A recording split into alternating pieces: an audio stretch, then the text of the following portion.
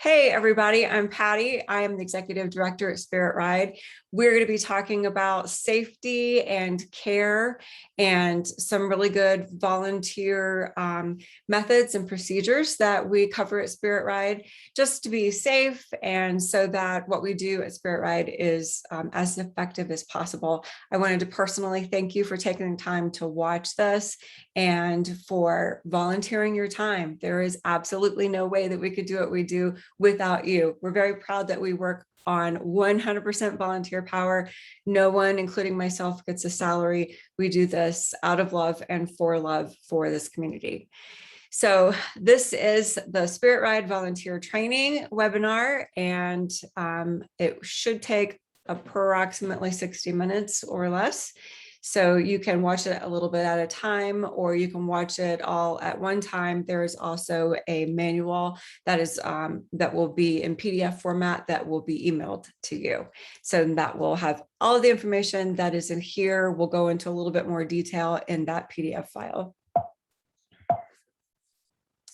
Our mission statement is to provide children with a wide array of diagnoses the opportunity to learn, grow, and strive to become their ideal selves through equine-related therapeutic and educational activities. It's always important for us to come back and stay true to our mission. We do only work with children, and those children have to have a referral from a community partner. One of those partners might be a professional, might be a physician, pediatrician, or a therapist, or an educator, occupational therapist. So there's lots of professionals in our area who appreciate what we do, and we do get referrals regularly from them.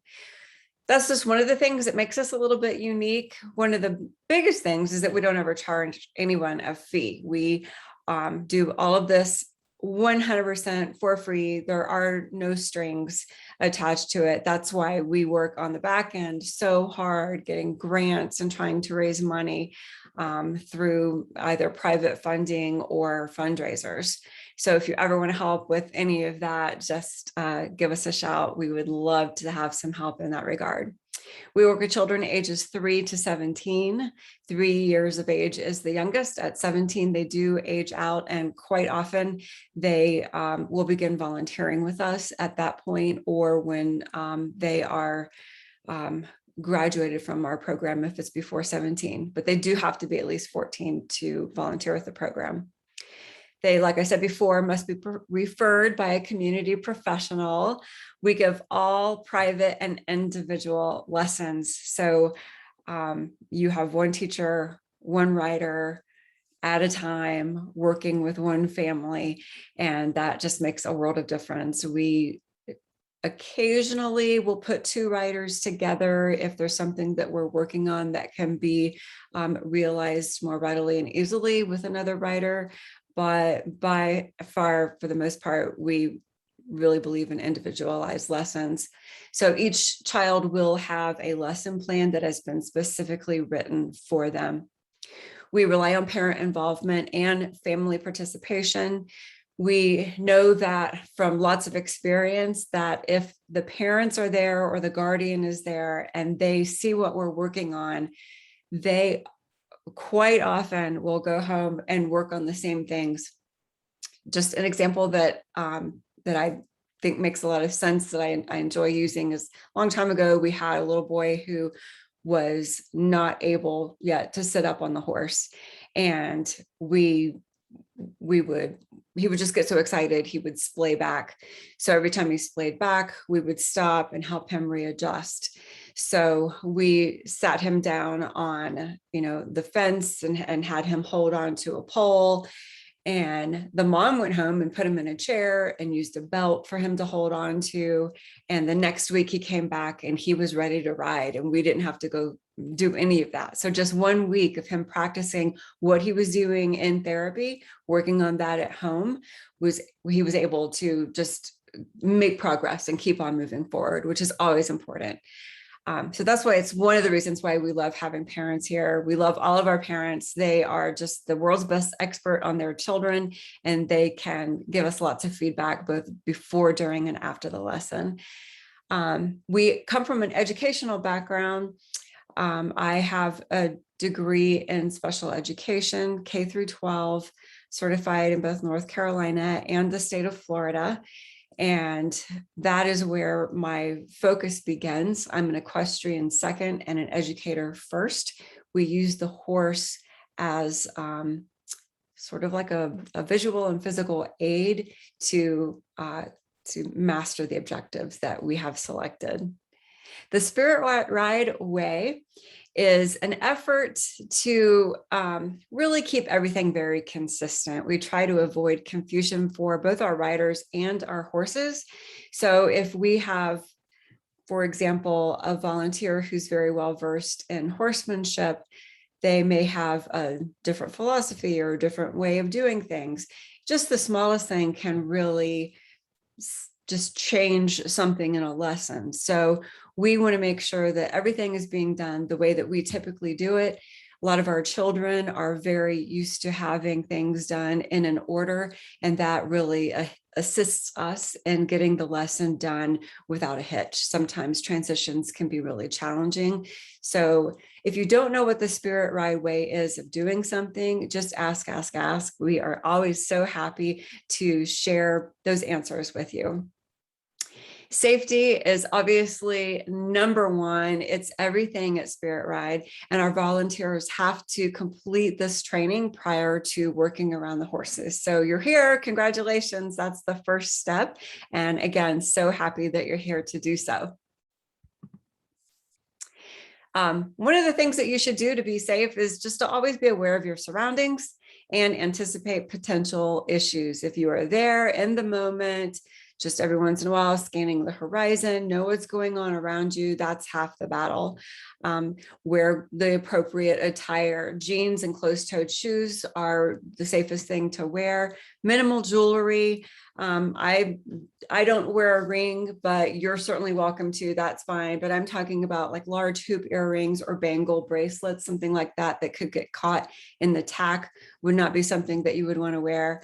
And we ask you to silence your cell phone. You can keep it on vibrate, especially if you're waiting for an important call. But for that 1 hour, we really want our focus to be on the rider and on the horse and on a very safe environment. So here's one of the ways that you can be safe around horses. Horses have blind spots. So we like to do this fun activity with our kids. So if you'll just take a moment and hold up both of your hands and make them into a letter F or an OK sign. And then you want to turn that upside down and have those palms facing your body. Put your pinkies together and then look through those holes. So if you do it this way, that's just like glasses, but you have to turn it around and look through those holes. So you notice that you can't see directly in front of yourself when you're doing that. You can see on either side of your head. Well, we do that activity because that's how a horse sees. He has a blind spot right in front of his face and his eyes focus out this way. So whenever you're approaching a horse, don't approach him from directly front on. Try to approach from the side and talk to him. He might be sound asleep with his eyes open. It happens a lot. Horses also have a blind spot directly in the back. So if you're standing right behind horse, you want to peek around or walk to the side. And again, talk quietly to him as you're approaching so that you don't startle him. We like to say 6 feet or 6 inches is the best way to walk around a horse. We get in the habit of walking around the back of the horse, and I would prefer that you stick to the 6 feet rule because that's the way we teach our riders. If the horse's tail can be pulled out and tickle them, then they're way too close. We say walk all the way around as we're walking around.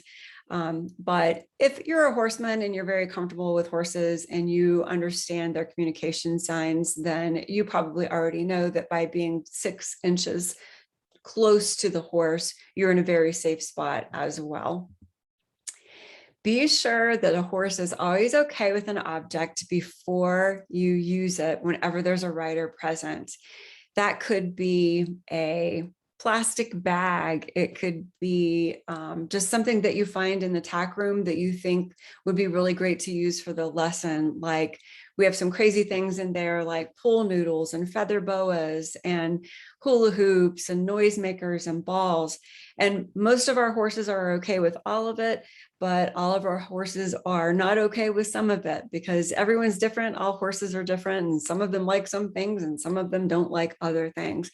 So ask the instructor first, or if it's a quiet time and you are an approved horse person and you've done that separate training, then you can work with the horses with those objects. But always check with the instructor before you pull something out in front of the horse. Stay on your feet. This is a big one. So whenever you're around the horse, don't sit down on the ground. Don't squat down onto the back of your heels. We see a lot of people do this at different barns, and it's pretty common. But what we always try to tell our riders and our volunteers is to keep your hips up. Here's an example. This is very common to see. This is an equestrian checking the horse's leg. And if you just kind of like look forward, be aware of your surroundings and anticipate an outcome here, this horse could just very, innocently want to scratch his belly, take his back leg up, pick it up to his back leg quickly, throw the rider off balance, and then she would lean forward into that front leg. The front leg then you'd startle the horse, and then he brings his front leg back and kicks her in the face innocently, not his fault. Now she's, she could be laying down on the ground under a horse and get stepped on and become severely injured. So the whole thing here is just really wrong, and we want to avoid that. Now, this is what I mean by keep your hips up. This is a therapy instructor, and she is number one between the horse and the rider. Number two, she has her hand on both the horse and the rider. But what I wanted to show you on this is neither one of them have bent knees. Neither one of them are scrunched down low. So what that does is it eliminates an entire step.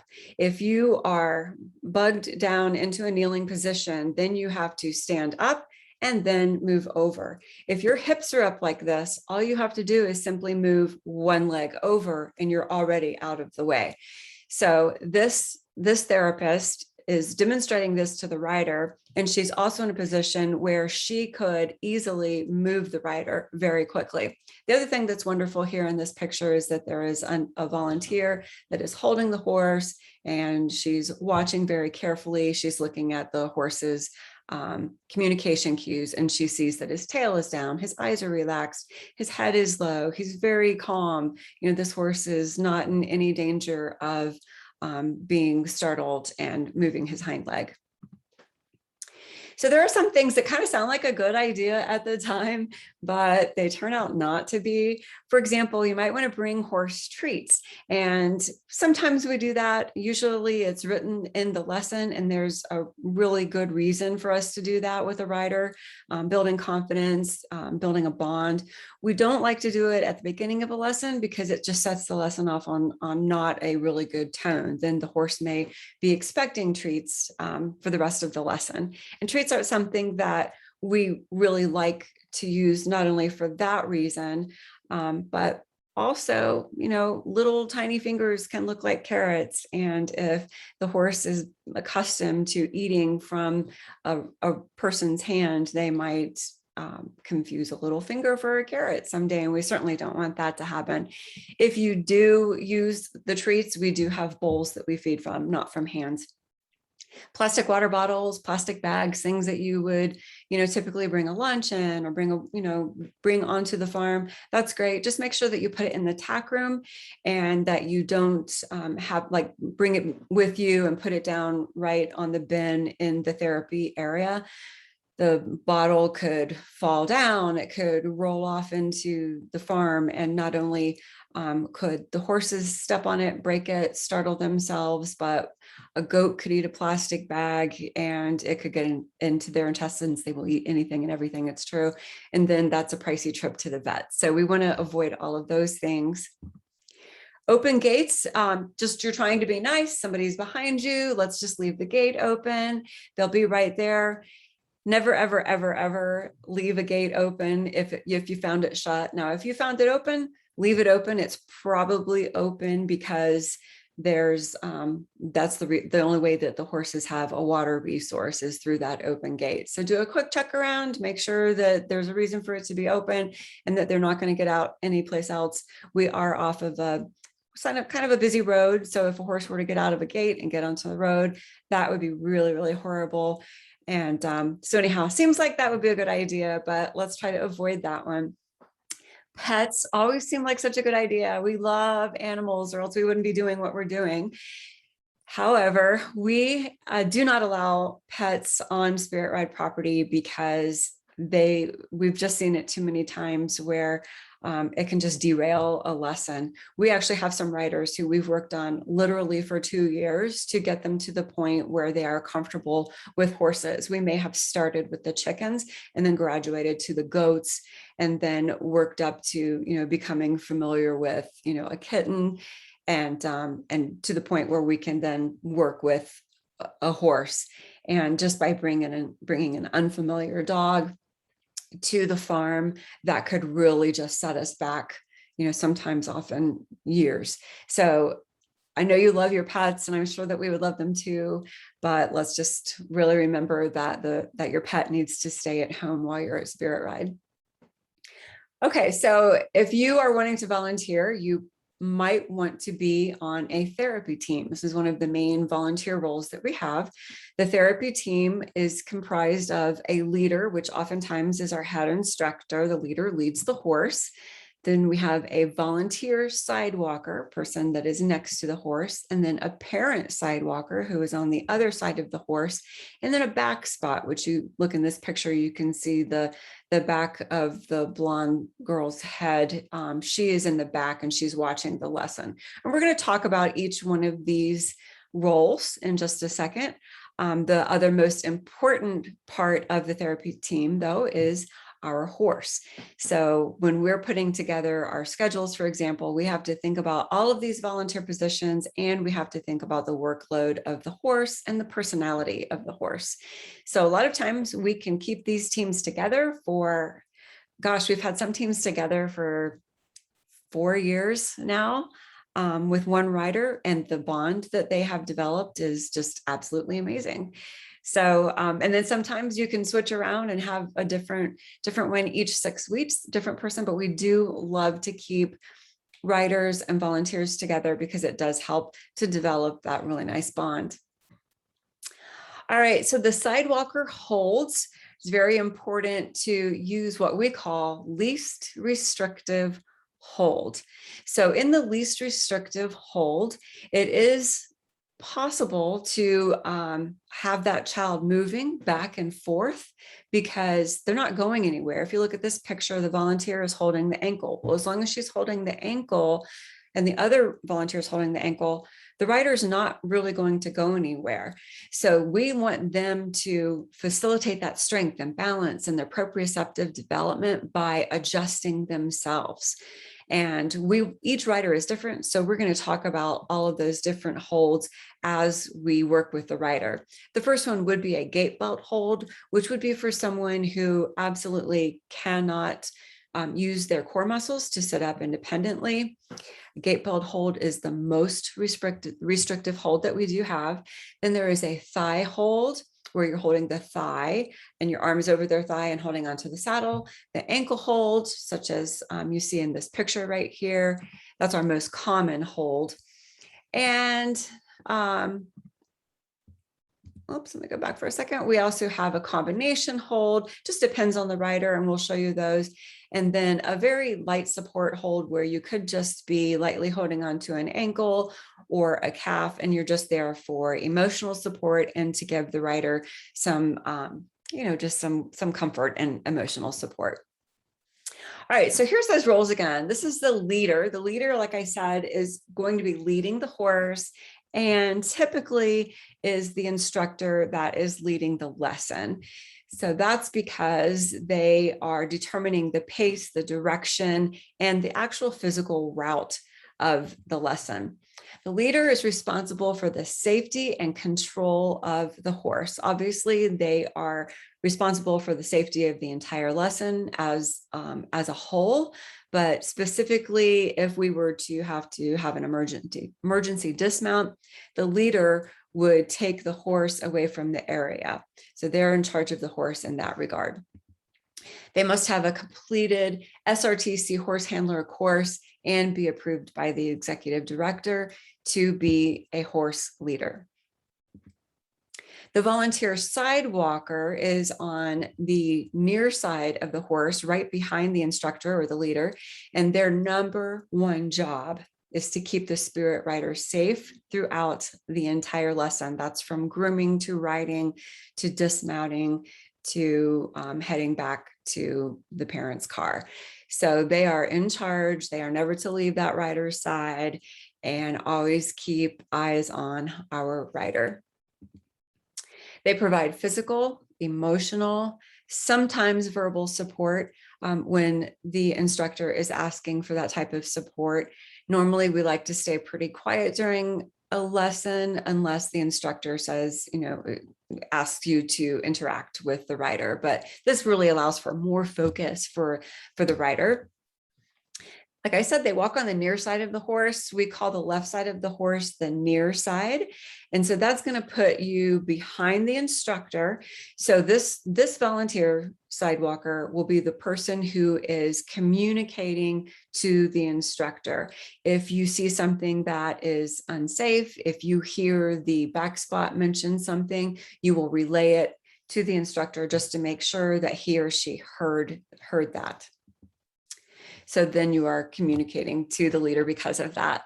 The parent side walker is usually on the other side of the horse, which is, we call that the off side. That's the right side of the horse. And they relay informational cues to the therapy team as a whole. So they may see that, oh gosh, I see that look in her eyes. She's really looks like she wants this lesson to end, where we might not even notice it, but the mom might say, looks like she's going to bail, she's going to jump off the horse. And then we'll, of course, that will give us a heads up. But they are really, the parents are such a great help to us, and they know their rider like no one else in the world. So we really rely on them for those informational cues throughout the lesson. They are usually in charge of the rider's safety during a dismount, whether that is on the dismount ramp or just from the ground, or even during an emergency dismount that we might have to make. They have to be able to physically perform the duties of a sidewalker, and that would be to walk with energy for 45 minutes throughout a lesson on an uneven surface with good balance, and strong enough that if the rider did need to come off, that they could hold the rider and help them to dismount. If the parents can't do that, then we will train a volunteer sidewalker in that spot and usually put the parent in the back spot position. So the back spot walks in the back and spots the rider. So that's why we call it the back spot. They walk about 2 horse lengths behind, at least 6 feet, no closer than 6 feet behind the horse, but we like to have them maybe 12 to 14 feet in the back. This gives them a safe position to stand and also a really wide view. Their role is to continually scan the environment for safety. So they are looking at the hawk that just landed on the telephone pole that might swoop down to grab the little small bird that just jumped onto the ground, and just give us a heads up. Hey, there's a hawk up there. He's eyeing that bird, and then we will maybe steer the horse in a different direction just to sort of stay out of that. So anything can happen. It's nature. It's outdoors. You're just constantly scanning the environment. There's a UPS truck coming down the driveway. That type of thing. They also are evaluating the posture and balance of the rider. So we want that spine of the horse that goes down to the dock of the tail to make a direct line to the rider's spine. If that goes off center either direction, then the back spot is going to say pretty loudly so that we can all hear, pull rider to the near side, pull rider to the off side, or you can even say to the parent or to the name of the volunteer, which is pretty helpful. And I think that's typically what we do. Uh, sorry. The best way to, I noticed I said pull, the best way to move a rider and get that rider back into the best spot is to just reach around to the opposite hip of the rider and pull the rider to you. That's a lot less invasive on the child than it is to try to push them over into the correct spot. Sometimes if it's a rider with tactile defensiveness, you could ask, is it okay if I, pull you towards me? But in some of those circumstances, you really kind of just have to move quickly if they are moving over way too far, and before we get into a situation where they've gone too far over. You're also back there to check the position of the saddle pad. Usually we'll check our girth 3 times before we get on the horse. We'll check it as we're initially tacking up, after we have exercised the horse for a little bit, and then again right before we mount the rider mounts the horse. But sometimes they still just, get a little bit loose and slide a little bit. So if it starts to slide and that impairs the balance of the rider, you would say, stop, very loudly, just the one word, stop, and we would stop and adjust the saddle. Whenever we have a back spot, we use them to come forward to the activity stations. We have several throughout the trail as well as throughout the therapy arena. And they will come forward and they'll interact with the rider with the manipulatives, whether it's throwing a ball or placing a ring up on a hook and doing a crossing midline activity. So that allows the instructor to continue with the lesson and instruct everyone on what our role is, and to also stand in front of the horse and maintain focus with the horse so that he's okay with everything that's going on. It allows the sidewalkers to focus on the rider and perhaps interact at the instructor's suggestions, but always keeping a hand on the rider during those activities. So this is just a really important role of the back spot, to be able to work those manipulatives. If something falls down, she can kick it out of the way of the horse and then reach down and pick it up. And they are also the photographer for the parents. We actually, sometimes it's just so cute what's going on in the lesson. Parents will pull out their phone and let go of their rider and take pictures. And just, typically they haven't had this horse training, and they just forget because they get so excited. So if you ever see this, or you might just want to offer, if you're back spotting, hey, let me have your phone. I'd be happy to take some pictures during the lesson if you would like me to do so. And parents are usually thrilled with that. All right, so communication tips within the therapy team.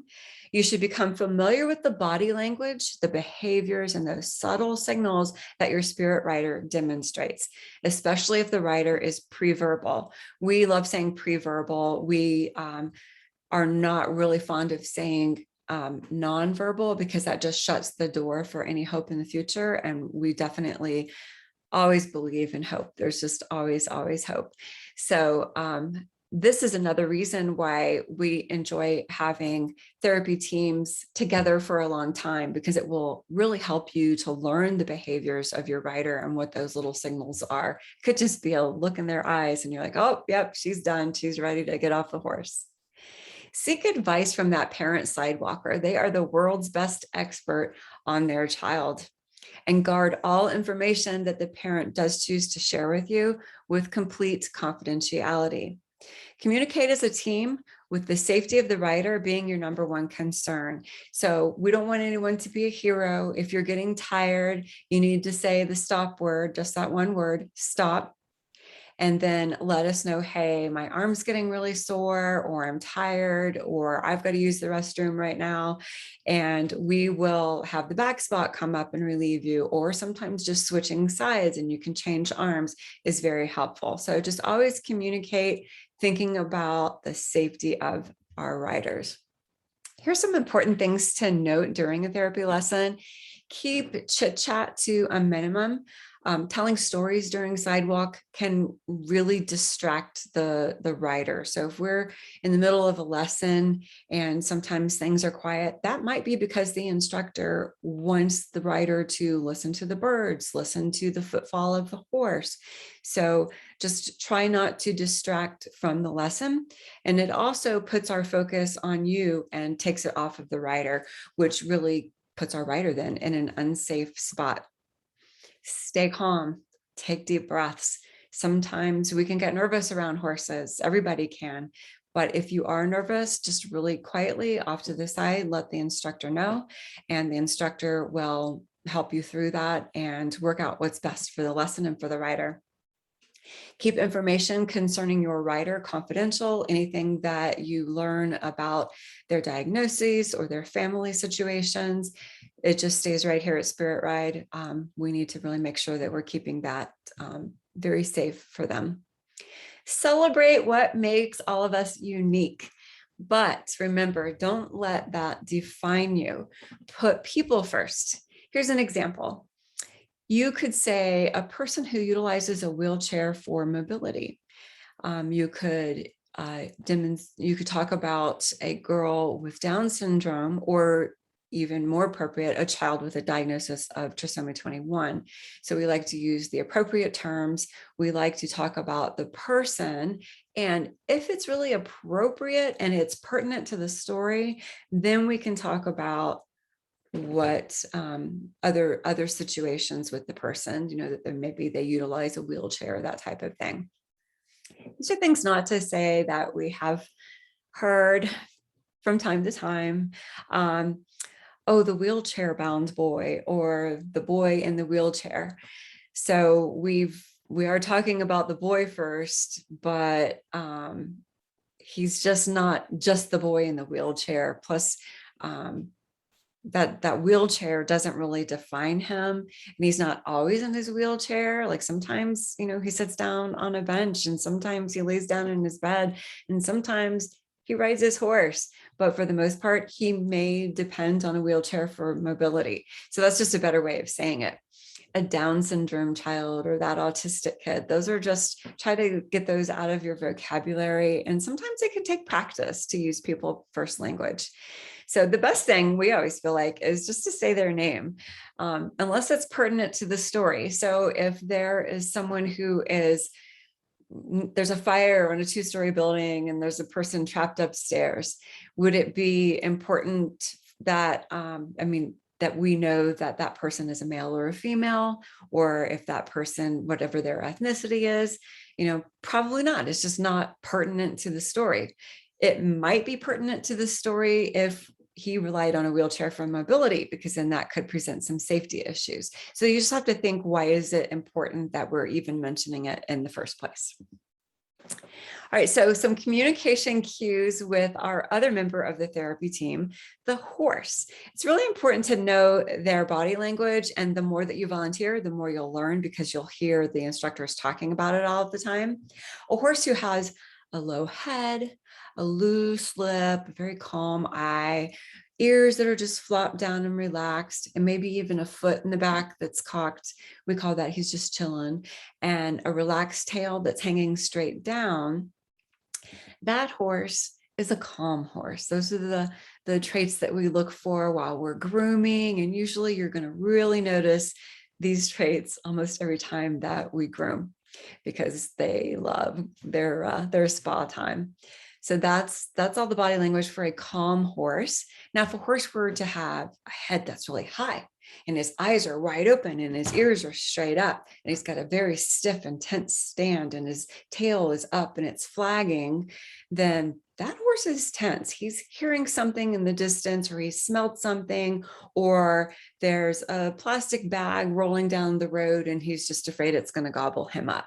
So that's a tense horse. That's a time where you might want to tell your rider, back up. And the rider, we practice all the time, backing up, looking at the horse, keeping eyes on the horse, and we lift our feet in a marching action and walk back 2, 3, 4, 5. So we do 5 steps, and we say it, and we do it with the rider.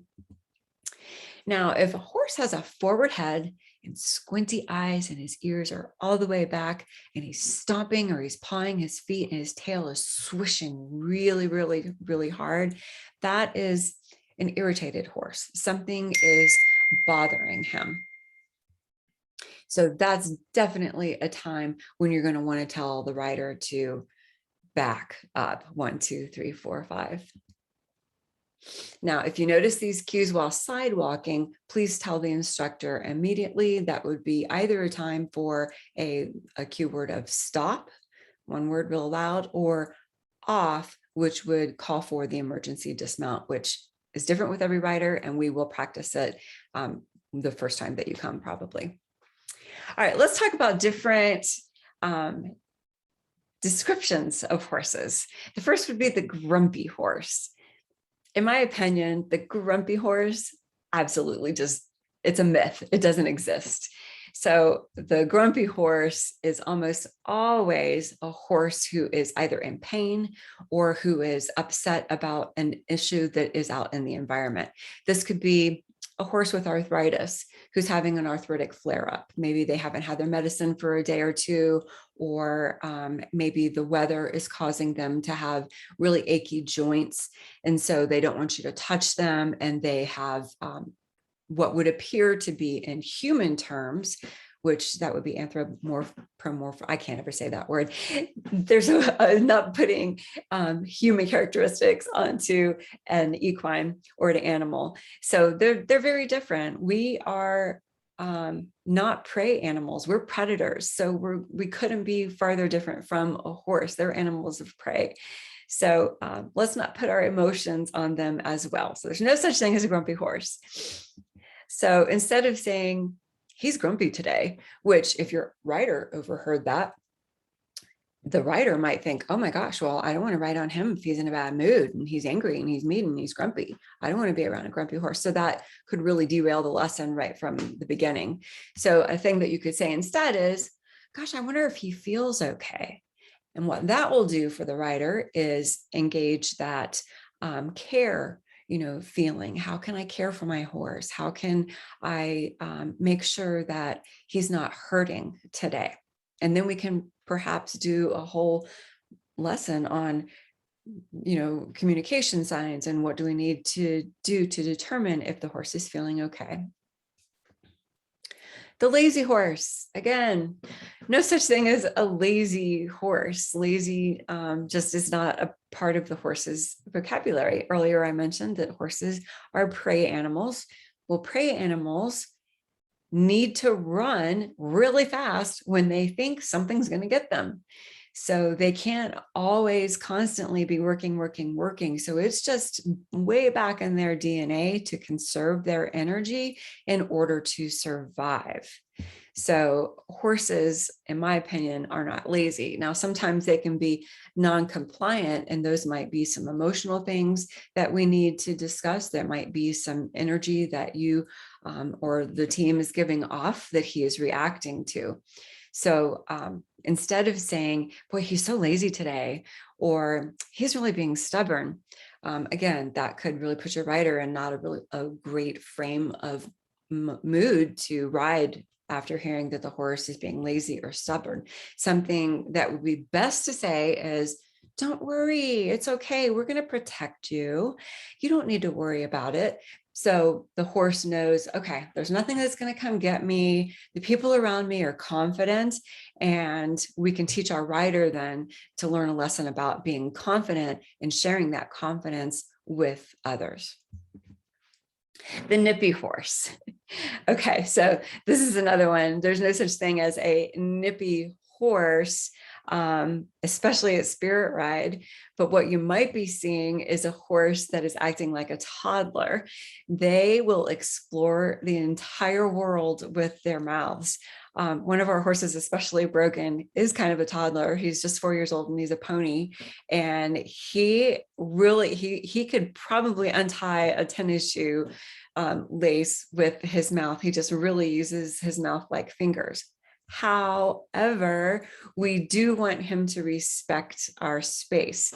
So we want to make sure that we're keeping our hand away from his mouth and we're keeping him away from the rider if he is exploring.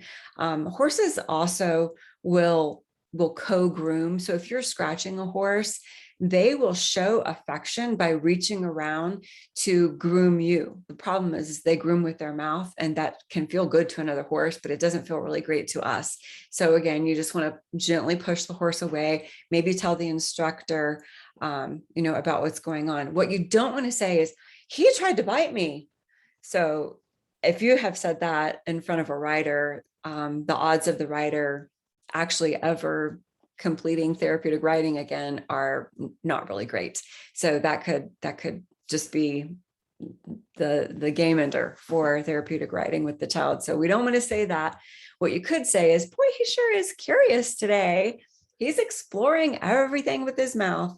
And so that's just another learning opportunity. And it gives the instructor a chance to observe the situation and then perhaps turn it into a whole lesson on personal space and how to keep the horse out of our space. So there's lots of things that we can learn. We just have to be really careful with the way that we say it. Spirit Ride is an organization built on the foundation of a caring spirit. Our success depends on caring for our clients, our horses, each other, and ourselves. So how can we show care? Well, you can just be present, be there in the moment. These two horses, there is nothing else going on and nothing else is important except for what is happening between the two of them right at that moment. So we don't bring things like the exam that you have to complete next week. We don't bring that energy into Spirit Ride. We don't bring politics at all into Spirit Ride. We don't bring worries of the outside world into Spirit Ride. We just want to kind of check all of that at the gate. And if you want it when you leave, you can pick it up and take it with you. But for the most part, everybody feels so much better after the end of an hour that they just leave it there at the gate and they go on with their day.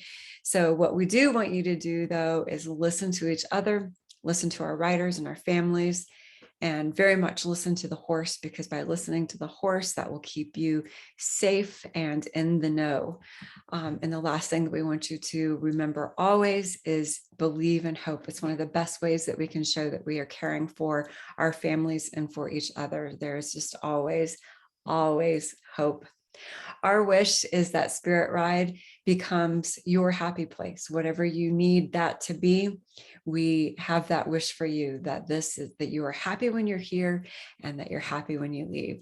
So thanks again for taking the time to really focus and listen on everything that I have shared today. There is a PDF document, as I mentioned at the beginning of the webinar, that has all of this and more. It goes into a little bit more detail. And please know you can ask any of the instructors or myself anything at all that you have any questions about. Thanks again. Looking forward to seeing you. See you at the farm.